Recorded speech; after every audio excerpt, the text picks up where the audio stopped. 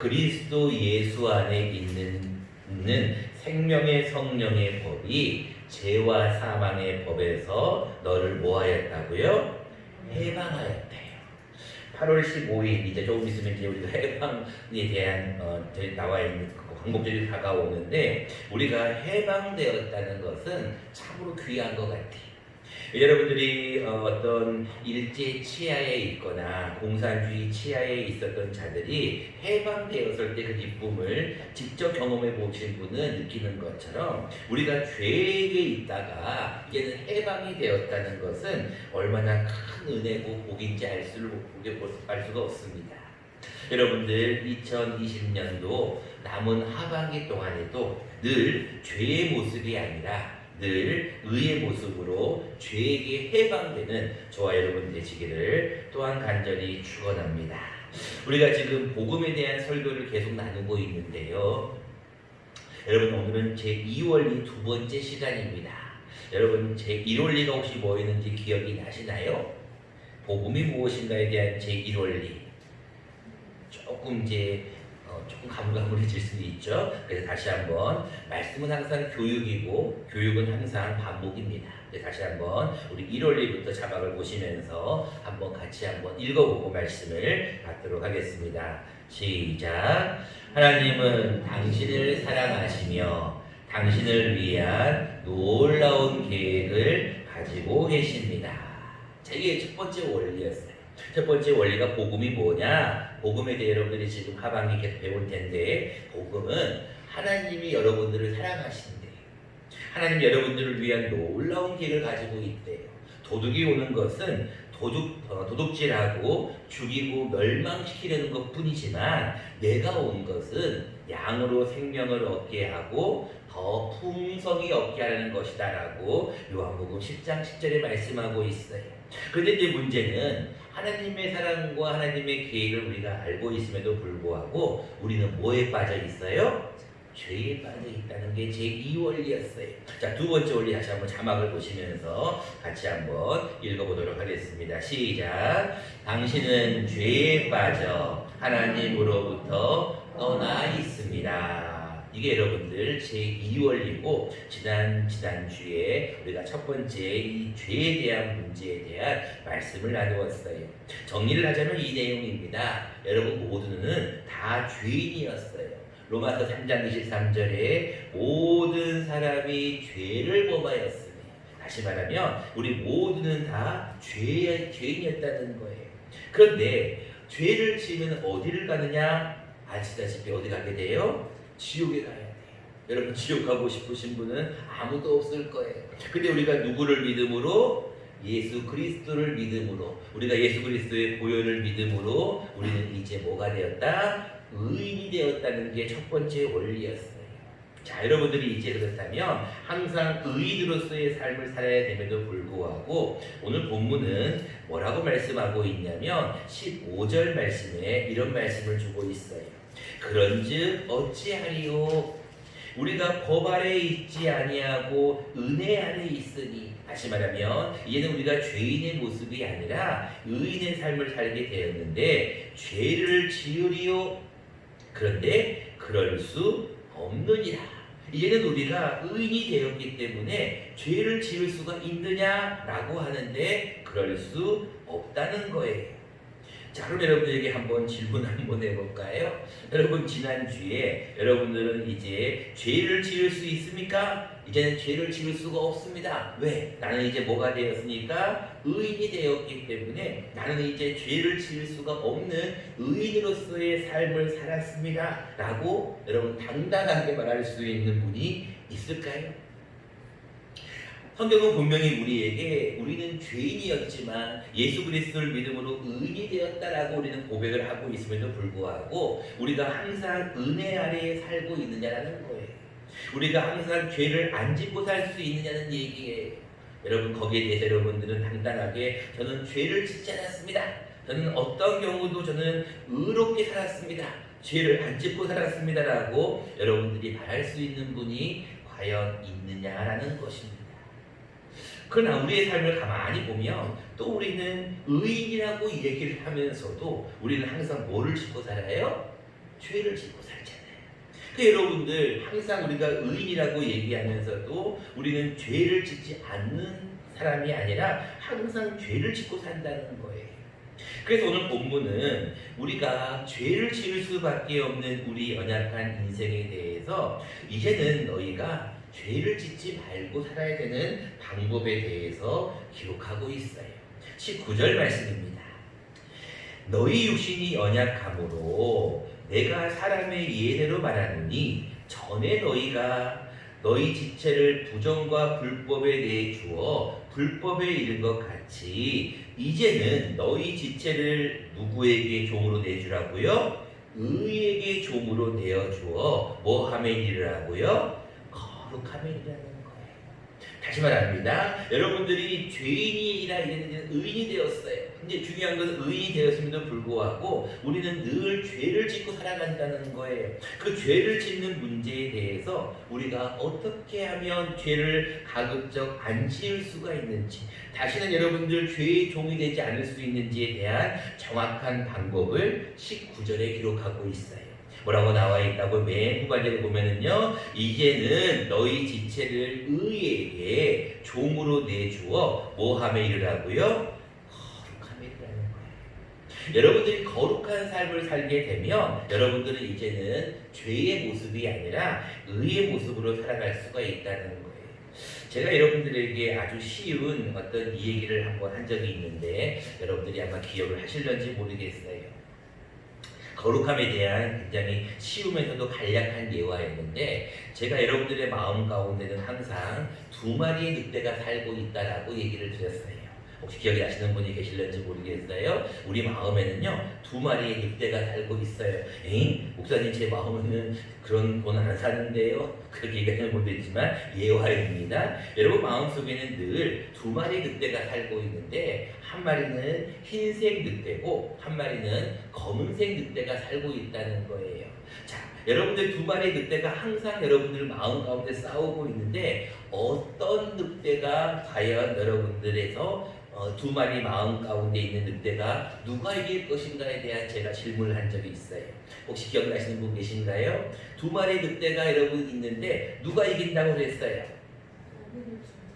네, 그때 당시에는 제가 질문했을 때 많은 분들이 검은색이 이기지 않을까? 왜냐하면 검은색이 조금 더 힘이 세고 악을 상징하는 거니까 검은색이 이기지 않을까라고 많은 분들이 생각을 했는데 제가 그때 말씀을 드렸듯이 또 우리 방금 권사님 말씀하셨듯이 내가 누구에게 먹이를 더 주느냐에 따라서 그 먹이가 그 늑대가 힘이 세져서 이긴다는 거예요. 똑같은 얘기입니다. 여러분들이 죄를 지을지 않을 수가 없어요. 왜? 오늘 본 말씀 나와 있잖아요. 19절에 너희 육신이 뭐함으로? 연약함으로. 여러분 가운데 완전해가지고요 항상 의인으로서의 삶을 사는 사람은 없습니다. 중요한 것은 우리 육신은 늘 연약하게 돼요. 늘 똑같은 상황에 있을지라도 어떨 때는 선한 마음을 가지다가도 어떨 때는 악한 마음이, 어떨 때는 하나님의 영광을 위해 살다가 어떨 때 마음이 강팍해져가지고요 자기 마음대로 살려고 하는 사람이 있다는 거예요. 우리는 항상 2마리의 늑대가 우리 마음속에 공존하고 있어요. 사도 바울은 뭐라고 얘기하고 있어요? 그래서 오호라 나는 뭐한 사람이로다? 곤고한 사람이로다. 이 사망의 법에서 누가 나를 해방할 것인가? 내 마음으로는 하나님의 법을 따르고 싶지만 내 육신으로는 뭐를 따른다는 거예요? 죄를 따른다는 거예요. 마음으로는 하나님을 법 따라서 의롭게 살고 싶지만 내 몸은, 내 육신은 여전히 죄 가운데 있다는 거예요. 그래서 사도 바울이 그것에 대한 고민을 하고 있었거든요. 자, 중요한 것은 우리 육신은 늘 연약하기 때문에 죄를 지을 수밖에 없어요. 근데 내가 어느 늑대에게 먹이를 주느냐에 따라서 우리는 조금 더 거룩함에 이를 수가 있다는 거예요. 조금 더 우리는 의로운 삶에 이를 수 있다는 거예요. 그래서 여러분들 오늘은 우리가 의인으로서의 삶을 지속하기 위해 조금 더 얘기합니다. 거룩한 삶을 여러분들 지속하기 위해 어떻게 하면 좋을지 오늘은 2가지 말씀을 함께 나누려고 합니다. 첫 번째입니다. 우리는 하나님과 가까워져야 된다라는 것입니다. 여러분 20절 말씀입니다. 너희가 죄의 종이 되었을 때는 의에 대하여 자유로웠다. 근데 너희가 그때 죄의 종이었을 때는 무슨 얘기냐면 너희가 아무렇게 살았다는 거예요. 그냥 죄의 모습으로 그냥 아무렇게 살았다는 거예요. 그러니까 의에 대해서는 아무런 생각도 안 하고 산 거예요. 근데 21절입니다. 너희가 죄의 종으로 살았을 때 무슨 열매를 얻었냐는 거예요. 너희가 죄의 모습으로 마음껏 살았을 때, 하고 싶은 대로 마음껏 살았을 때 무슨 열매를 얻었냐는 거예요. 뭐라고 말씀합니까? 21절에 이제는 너희가 그 일을 뭐 한다고요? 부끄러워한다는 거예요. 옛날 내가 죄의 모습으로 살았을 때의 모습을 부끄러워한다는 거예요. 왜냐하면 이는 그 마지막이 무엇이기 때문에? 사망이기 때문에 그래요. 여러분 잘 아는 말씀 23절 말씀, 죄의 삭은 뭐라고요? 여러분 죄의 모습대로 죄의 종으로서 한번 살아보세요. 여러분들 하고 싶은 대로 다 해보세요. 여러분 중독에 빠져가지고 여러분 육신의 모습대로 살아보세요. 내가 하고 싶은 대로 다 해보세요. 마지막은 어떻게 될까요? 하나밖에 없어요. 죄의 모습으로 여전히 살다 보면 우리는 마지막은 사망밖에 없어요. 육적으로도 사망이지만 영적으로도 하나님과 멀어질 수밖에 없다는 거예요. 그래서 첫 번째는 우리가 의인으로서의 삶을 살아가기 위해서는 하나님과 가까워야 돼요. 누구하고 가까우라고요? 하나님과 가까워야 돼요. 자막을 한번 보겠습니다. 야고보서 4장 4절 말씀입니다. 같이 한번 읽어보겠습니다. 시작. 간음한 여인들아, 세상과 헛된 것이 하나님과 원수됨을 알지 못하느냐. 그런즉 누구든지 세상과 벗이 되고자 하는 자는 스스로 하나님과 원수되는 것이니라. 아멘. 야고보서 4장 4절 4가 두 번이나 들어가요. 중요한 말씀이에요. 여러분들 하나님과 원수가 되고 싶으면요 세상과 벗이 되라는 거예요. 세상과 친해지라는 거예요. 누구든지 세상과 벗이 되고자 하는 자는 하나님과 원수가 된다. 반대로 얘기해 볼까요? 여러분 거룩한 의인으로서의 삶을 살기 위해서는요 세상과 멀어져야 돼요.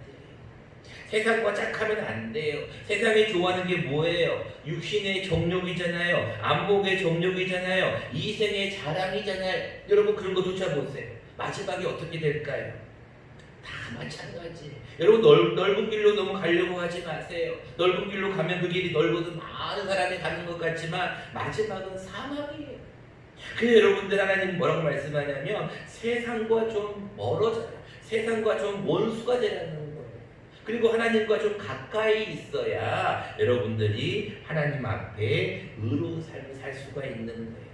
여러분 그런 얘기 들어보셨잖아요. 맹모 삼천 지교가 무슨 얘기예요? 맹자의 어머니가 자기 자식한테 공부를 잘 가르치기 위해서 얼마나 노력을 했어요. 근데 시장에서 가까이 있게 하니까 안 좋은 장소에 가까이 있게 하니까 이 아이가 잘 될 수가 없잖아요. 근데 여러분 좋은 환경에 처하면 자연스럽게 그곳에 물들잖아요. 여러분들이 왜 성전 중심으로, 왜 하나님 중심으로, 왜 자꾸 교회 중심으로, 왜 자꾸 예배드리라고 하는 이유가 뭐예요? 간단하잖아요. 하나님과 가까이 하면 당연히 세상과 멀어지는 거예요. 여러분들이 교회에 오는 횟수가 많으면 많을수록 그만큼 세상과는 멀어지게 돼 있다는 거예요. 그래서 여러분들 성경은 우리에게 늘 말씀하기를 너희가 의인으로서의 삶을 살고자 하느냐 그러면 부끄러운 삶을 살지 말라는 거예요. 너희가 죄의 종이 되었을 때는 나중에 보니까 얼마나 부끄럽다. 여러분 지금 예수를 믿는 분들, 예수를 믿었던 분들이 옛날의 삶을 한번 돌이켜보세요. 여러분 옛날에 어땠어요? 여러분들이 만약에 예수를 믿지 않았다면 어떠한 삶을 살았겠냐는 거예요. 많은 분들이 그런 고백을 합니다. 내가 예수를 믿지 않았다면 나는 여전히 죄 가운데 여전히 술에 쩌들어서 여전히 세상과 겉하여 살았을 거. 근데 나 같은 자가 뭐라고 하나님 앞에 나와 은혜를 받아서 이렇게 예수를 믿는 것이 얼마나 감사해요. 여러분 마찬가지예요. 하나님과 가까이 하셔야 돼요. 하나님과 가까이 하면 마귀도 떠나가게 됩니다. 하나님과 가까이 하게 되면 하나님께서 여러분들을 좀 더 의로운 삶으로 살게 한다는 거예요. 두 번째입니다.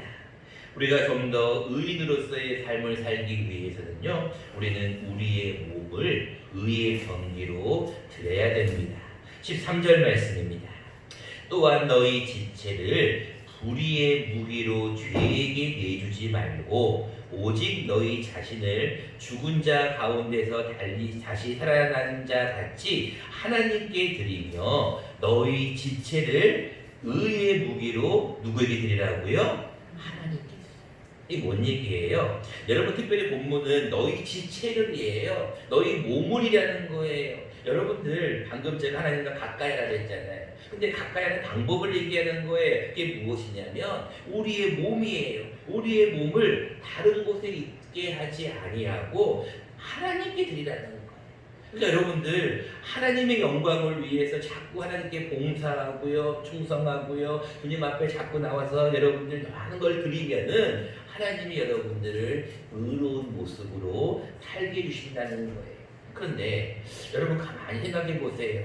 교회를 다니는 사람이 죄를 안 지을까요? 교회에 늘 나와서 예배를 드리는 사람이 의롭다라고 얘기할 수 있을까요?